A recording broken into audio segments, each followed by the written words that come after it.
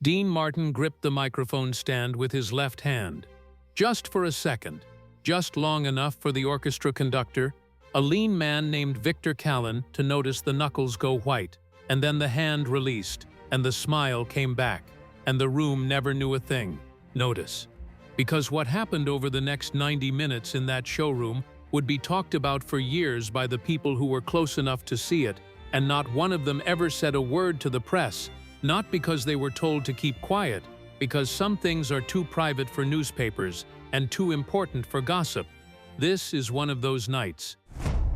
The venue was the Starlight Room at the Coronado, the sort of Las Vegas showroom that existed in precise abundance in 1965, all low ceilings and deep carpet and tables close enough together that a woman's perfume from table 4 drifted to table 7 before the first song was done.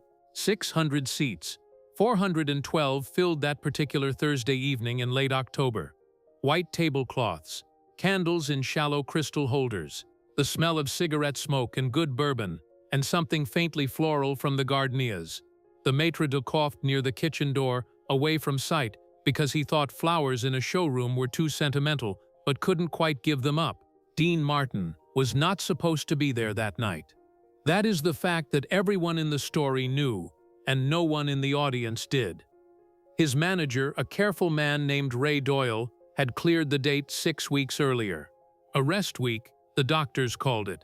Not a medical order, not yet, just a strong recommendation. Dean had been moving at a pace that even Vegas veterans found punishing. 3 cities in 8 days. A television taping in Burbank that ran 4 hours past schedule. A charity event in Palm Springs the following morning where he stood in a receiving line for 2.5 hours and smiled for every photograph. Ray had moved the Thursday date, found a suitable substitute, smoothed everything over with the Coronado's management.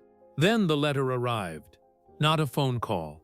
A letter, handwritten, 3 pages in a slightly cramped cursive that Dean recognized before he even looked at the signature. He had last seen that handwriting on sheet music, on notes in the margins of exercises he'd been given in a basement studio in Steubenville, Ohio, when he was 17 years old and had no idea what he was doing, but somehow already knew that sound was the most important thing in the world to him.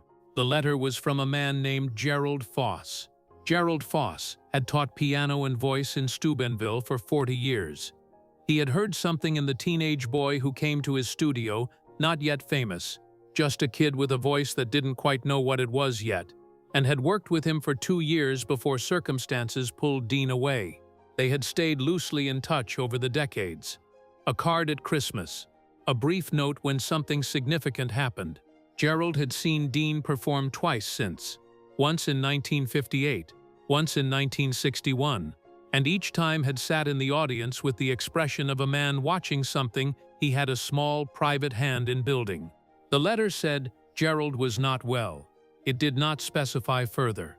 What it said was that his daughter was bringing him to Las Vegas for a week in late October, that he understood Dean might be performing at the Coronado that Thursday, that he had no expectation of anything but wanted Dean to know he would be in the room if Dean was on the stage. The letter ended with a sentence Dean read 3 times. "I think that was the night I understood what I had heard in you, and I wanted you to know I never forgot it."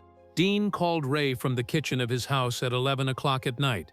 "I'm doing Thursday," he said. Ray started to say something about the doctors. "I heard what the doctors said," Dean said. "I'm doing Thursday." There was a silence on the line. Ray had worked with Dean long enough to know which silences were negotiations and which were not. This was not. "I'll make the calls," Ray said. "Now look at the room from above, because what you're about to understand only makes sense when you know who was sitting where." Gerald Foss was at table 7, near the left side of the room, close enough to the stage to see clearly, but not so close as to feel conspicuous. He was with his daughter Patricia, a woman in her late 30s, who had his same careful eyes.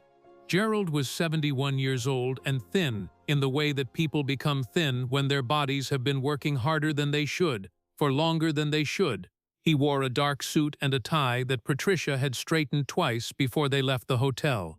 He had ordered bourbon and water, and had so far drunk only the water. He had not told Dean where he was sitting. He had come to listen.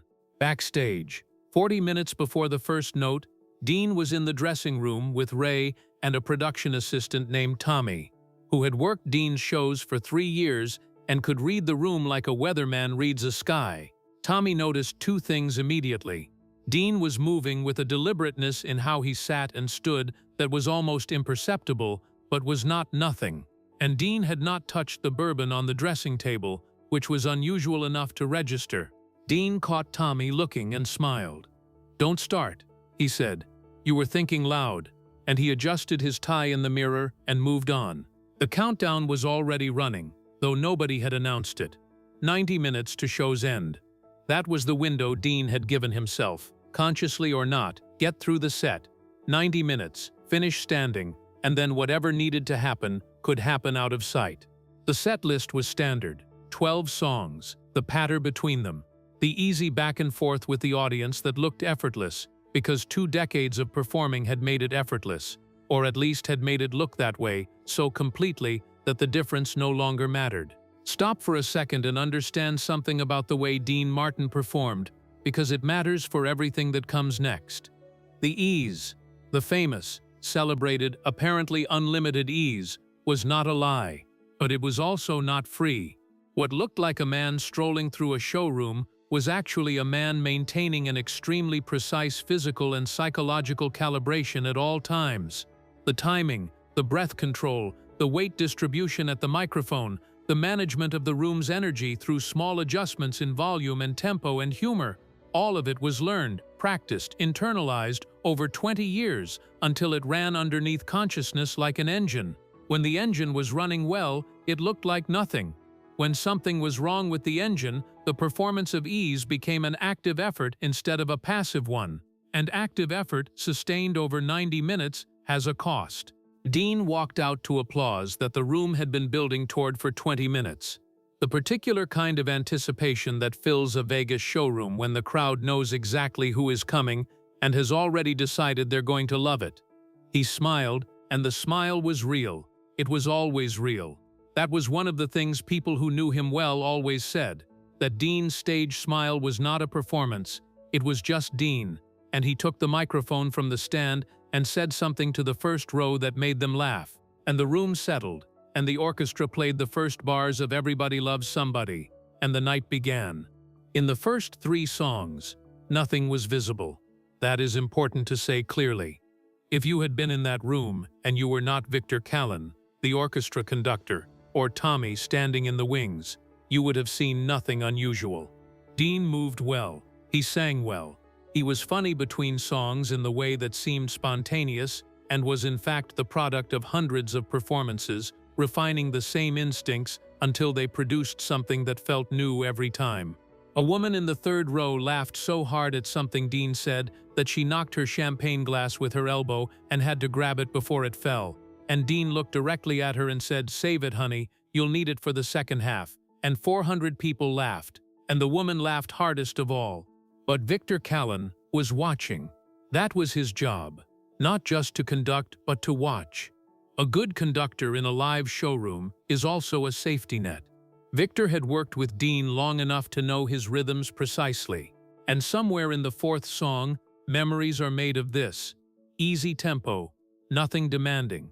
Victor noticed that Dean had shifted his weight slightly to his left and had not shifted it back. It was the kind of thing that only registers when you've been watching the same person perform for years.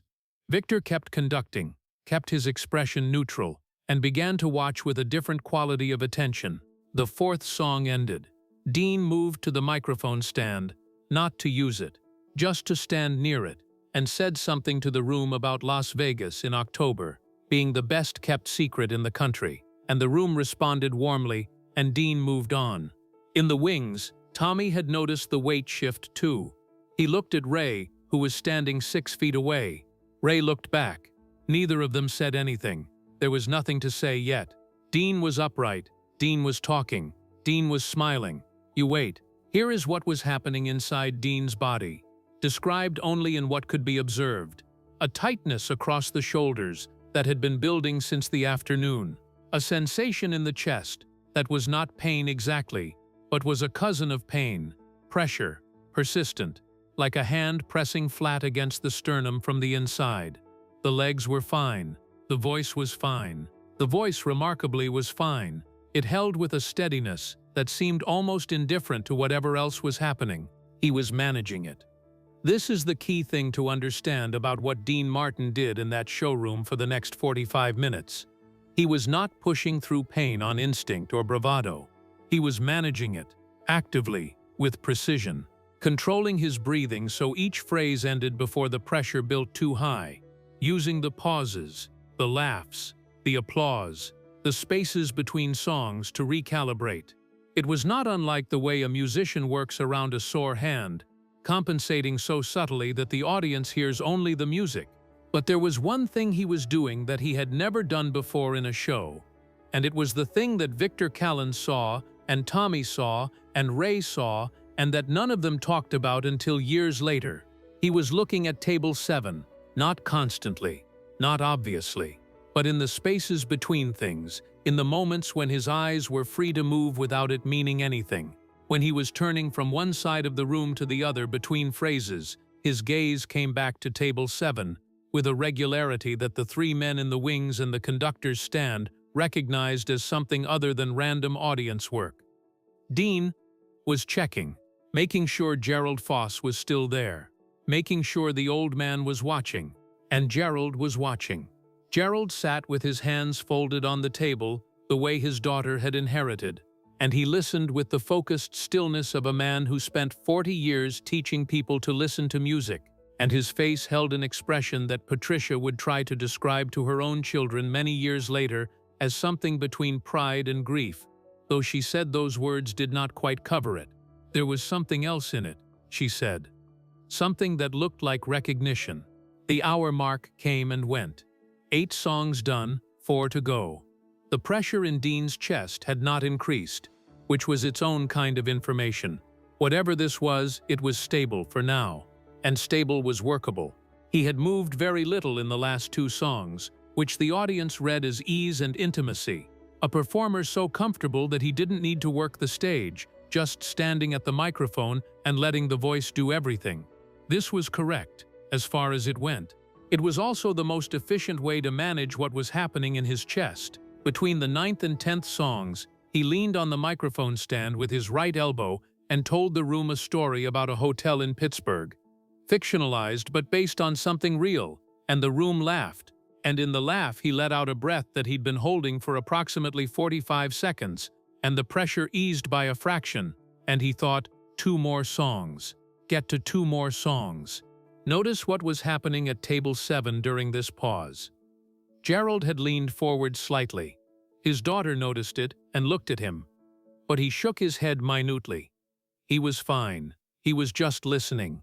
His eyes were on Dean with an intensity that was not dramatic, but was total. He had heard the thing in the voice that nobody else in the room was positioned to hear. Not a flaw, not a weakness, but something underneath the performance that was working harder than the performance itself. He had heard it because he had listened to that voice at 17, at a piano in a basement in Ohio, before any of the performance was there, when it was just the voice and the effort and the particular quality of wanting that Dean Martin had always carried and never quite talked about. Gerald heard it now, 48 years later, still carrying. He picked up his bourbon glass, set it down without drinking, kept watching. The 10th song was Return to Me, and this is the part that the people in the wings remembered most clearly, because it was the moment when Dean made a decision that all 3 of them saw but that none of them could have anticipated. Halfway through the 2nd verse, Dean's left hand, the hand that had been resting on the microphone stand that had been the anchor throughout the show, came off the stand. He finished the song without it. Both hands free, microphone in his right, nothing to lean on, nothing to hold, just standing. The voice did not waver. The phrasing was exact. The room heard a man so at ease that he didn't even need the stand, and they loved him for it. And the applause at the end was warm and full and came from a place of genuine pleasure, which was the right response, just not for the reasons the room thought. In the wings, Tommy turned away for a moment. He was not crying. Tommy was not a man who cried at shows, but he turned away for a moment and looked at the wall, because what he had just watched was something he did not have a clean category for. Ray stood very still. Victor Callan, from the conductor's stand, looked up at Dean for a fraction of a second longer than a conductor normally looks at a performer between songs, and Dean caught the look and gave the smallest possible nod.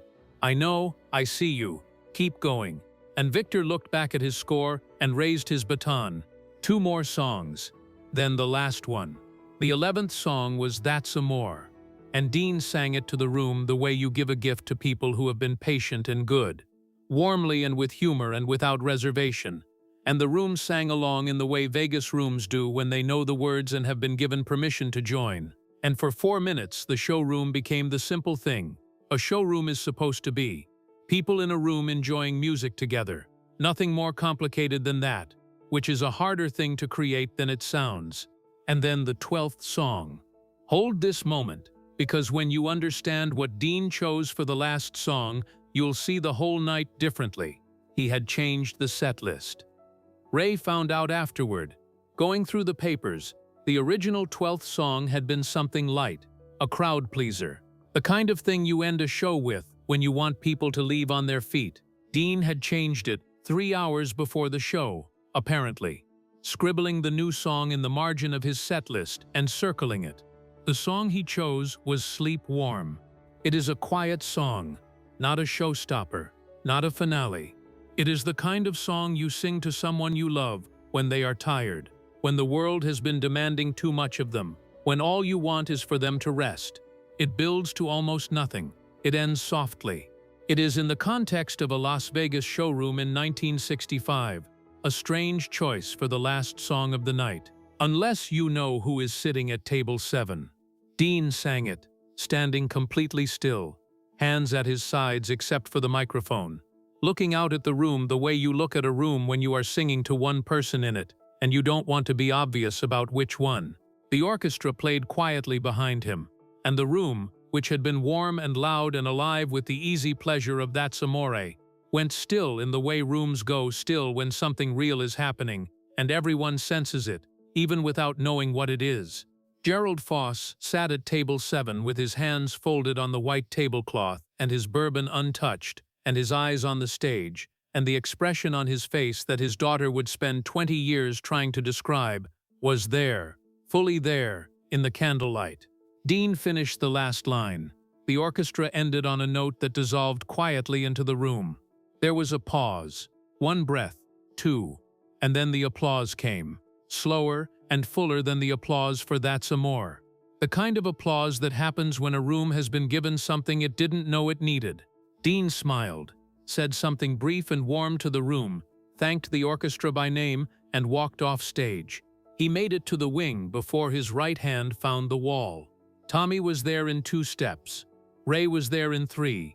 Dean stood with his palm flat against the wall and breathed, and no one spoke for a moment. And then Dean said, very quietly, "Get me a chair." They got him a chair. He sat in it for a long time. The production team moved around him with the practiced efficiency of people who understood that the best thing you can do for a man who has just done something very hard is to give him space and not make it into more than it is. After a while, Dean said, "Is Gerald still out there?" Ray went to check. He came back and said yes. Gerald and his daughter were still at the table. They had not left, they were having coffee. Dean nodded. He sat for another few minutes. Then he straightened up, fixed his jacket, ran a hand over his hair and said, "Take me out." They went out through the side passage that led to the floor. And Dean walked to table 7, and Gerald looked up and saw him coming. And something moved across the old man's face that was not surprise. Gerald had been listening too carefully to be surprised by this, but was something else, something quieter and more lasting. Dean sat down in the empty chair across from Gerald and Patricia, and the maitre appeared instantly with a glass of water, and Dean drank half of it, and then he looked at Gerald for a moment without saying anything. "That last song," Gerald said. "Yeah," Dean said. "You changed it." "I did." Gerald looked at him with those careful eyes that had heard something in a 17-year-old's voice in Ohio 4 decades ago and had never quite let go of it. "How are you feeling?" he said. It was not a casual question. Gerald was asking about more than the show. Dean looked at the tablecloth for a moment, then back up. "I've been better," he said. And then, "But I've been worse." Gerald nodded slowly, as if this were an acceptable and honest answer, which it was. Patricia, who had been watching her father watch Dean all evening with an expression she couldn't fully read, said something about getting more coffee and excused herself and gave the two men the space that seemed right. Dean said, "I got your letter." "I know," Gerald said. "You showed up. I was always going to show up." Gerald was quiet for a moment. The room was emptying around them, the pleasant noise of 400 people gathering coats and settling checks and heading out into the Las Vegas night. The candles on the tables were burning low. Someone was quietly breaking down the bandstand at the back. "That night in Pittsburgh," Gerald said. 1948. "I wrote about it in the letter." "I remember the night," Dean said.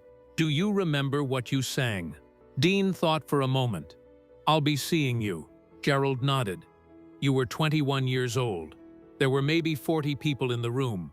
You sang it like there were 40,000. He paused.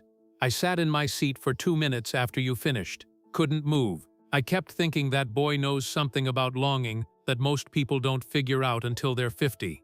Dean looked at him. Something in his expression shifted. Not breaking. Nothing so visible as that. Just a very slight change in the quality of the stillness behind his eyes. "You were a good teacher," Dean said. "You were a good student," Gerald said. "Better than you knew." They sat for a while longer. The room got quieter. The gardenias near the kitchen door, invisible from the floor, gave off their faint scent in the cooling air, and neither man said anything else of particular importance. And somehow that was exactly right.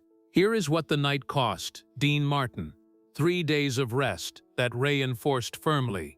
A conversation with a doctor that went longer and more seriously than previous such conversations, and scheduling decisions in the weeks that followed that he accepted without argument, which was its own kind of evidence about what he had understood that night. Here is what the night gave him. The thing that cannot be precisely named. The thing Gerald Foss heard in a young man's voice in 1948 and recognized again in the quiet ending of Sleep Warm in a Las Vegas showroom in 1965.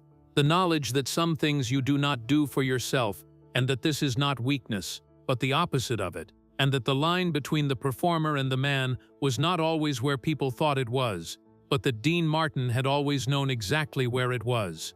Gerald Foss lived for 3 more years. He died in the spring of 1968, at home, in the chair near the window where he liked to sit in the morning.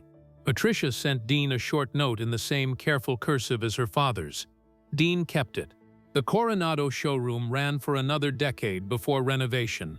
Victor Callan moved to Los Angeles and spent 20 years conducting for television. Tommy opened a restaurant in Henderson that did well for a while and then closed, the way restaurants do. Ray Doyle retired in 1978 and moved to Scottsdale. The set list from that Thursday night, the one with Sleep Warm written in the margin and circled, ended up in a box of papers that passed through several hands. Whether it still exists is not known. What is known is what 412 people heard in a showroom that night, without knowing what they were hearing. A man at the outer edge of what he could give, giving it anyway, because the person he was giving it to had once heard something true in him before he was famous enough for anyone to pretend.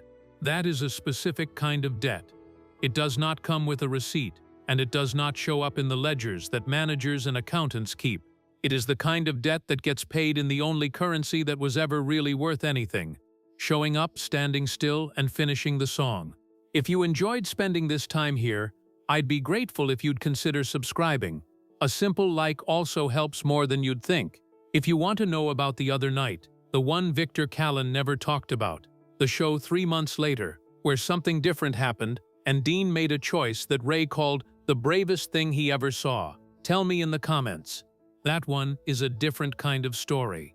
But it starts in the same place, a man and a microphone, and the distance between who the world thinks you are and who you actually are, measured in 90 minutes and 12 songs.